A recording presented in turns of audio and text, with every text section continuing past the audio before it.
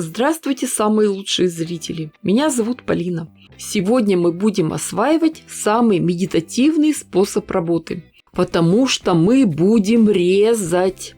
Сразу же анекдот вспомнил советских времен. Сразу прошу прощения за неполиткорректность. Родители пишут письмо в армию сыну. «Сынок, возвращайся скорее! Мы тебе купили Волгу!» А тот им отвечает: «Продайте Волгу, купите поросят и всех назовите сержант Поприщенко. Я приеду и буду их резать». Думаю, вы поняли. Собираем все ненужные мелкие обрезки и начинаем их измельчать. Представьте, что это ваши неприятности. Отведите душеньку. Все хорошенько перемешаем и добавим еще секретный ингредиент.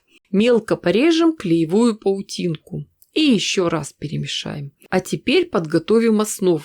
Мы будем работать с паром, поэтому гладильную поверхность застелим листами бумаги. Затем уложим кусок ткани для внутренней стороны. Размер 25 на 85 сантиметров. У меня это термостежка. Закроем все куском клеевой паутинки. А вот теперь возьмем наши цветные обрезки и выложим их сверху равномерным слоем. Распределим по всей поверхности. Следим, чтобы основа была полностью закрыта. Закроем все мокрой марлей и проклеим все утюгом с паром. Как работать? Поставили утюг и держим несколько секунд. Потом аккуратно приподнимаем и переставляем в другое место. После этого убираем марлю и проклеиваем все полотно. Все кусочки хорошо держатся. Вот теперь можно добавить декоративных элементов. У меня есть пайетки в виде снежинок. Пусть будет. Думаю, что мои постоянные зрители уже не раз шили пиццу. А сегодня у нас эксперимент. Самым верхним слоем мы уложим плотную прозрачную пленку. В интернет-магазинах она продается под названием «Гибкое стекло». Сегодня нам достаточно куска размером 20 на 80 сантиметров. Уложим его поверх пиццы и заколем булавками. А теперь показываю небольшие секреты. Во-первых, нужно, чтобы все полотно лежало ровно на одной плоскости с игольной пластиной. Поэтому обязательно используем приставной столик. А второе, меняем лапку. Ставим специальную роликовую лапку для кожи и джинс. Можно работать без нее, застелить все калькой.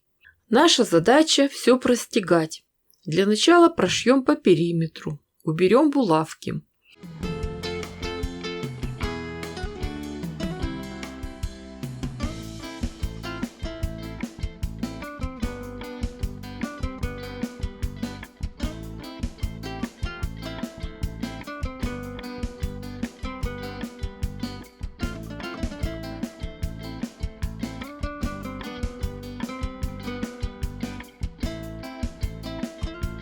Затем сделаем еще пару строчек, чтобы закрепить слои.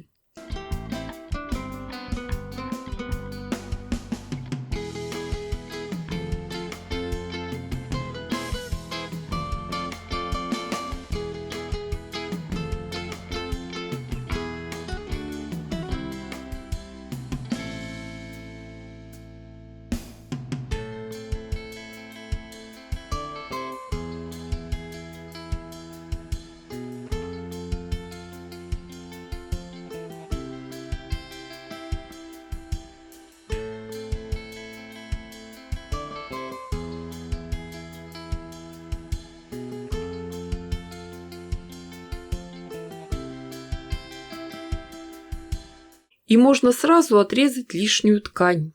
При этом мы ориентируемся по краям гибкого стекла и продолжаем работу. Простегиваем квадратиками все полотно. Следующий шаг. Эту широкую полосу надо соединить в кольцо. Сделаем это с помощью двух беек. Для лицевой стороны шириной 5 см, для обратной 3 см. Широкую бейку сложим вдоль пополам и приложим к лицевой стороне. С обратной стороны будет узкая бейка. И проложим шов на швейной машинке. Прошиваем сразу все слои. На следующем этапе расправим узкую бейку, приложим к ней второй край лоскутной полосы и прошьем на швейной машинке. Обратите внимание, в этом случае сторона с пленкой обращена вниз. Чтобы она лучше скользила, мы подложили листок бумаги и шили по нему.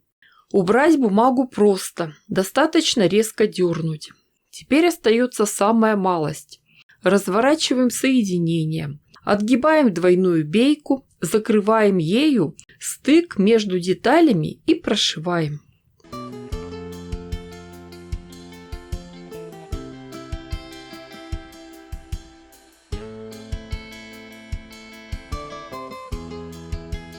Соединение получилось замечательное, чистое и аккуратное.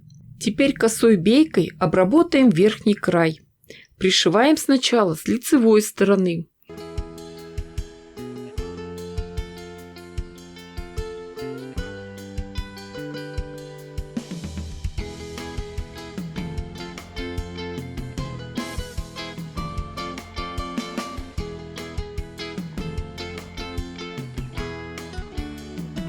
Затем отгибаем, дважды подгибаем и прошиваем еще раз. Можно поставить какую-нибудь широкую декоративную строчку. Посмотрите, что есть на вашей машинке. У меня трикотажный шов, зигзаг в 3 прокола. После этого займемся дном. Я приготовила 2 куска термостежки. Между ними положила слой синтепона, проутюжила и простегала. Заготовка получилась плотная и крепкая. Поставим на нее боковую часть. Обрисуем и вырежем дно с небольшим запасом. Как вшивать дно? На деталях и дна, и бочка нанесем метки. Отметим середины сторон. Совместим эти метки, зацепим их специальными зажимами. Пленка толстая, ее сложно проткнуть булавкой.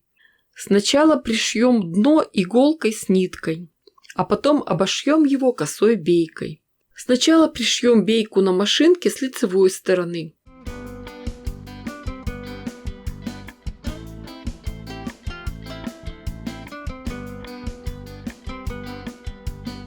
Потом отогнем, дважды подогнем и пришьем иголкой с ниткой.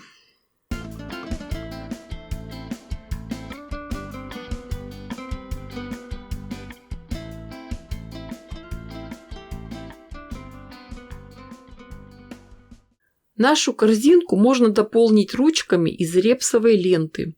Наметим места для пришивания.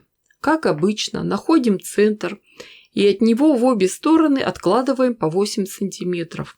Как пришивать? Сначала ленту направляем вниз, прошиваем, затем отгибаем наверх и прошиваем конвертиком.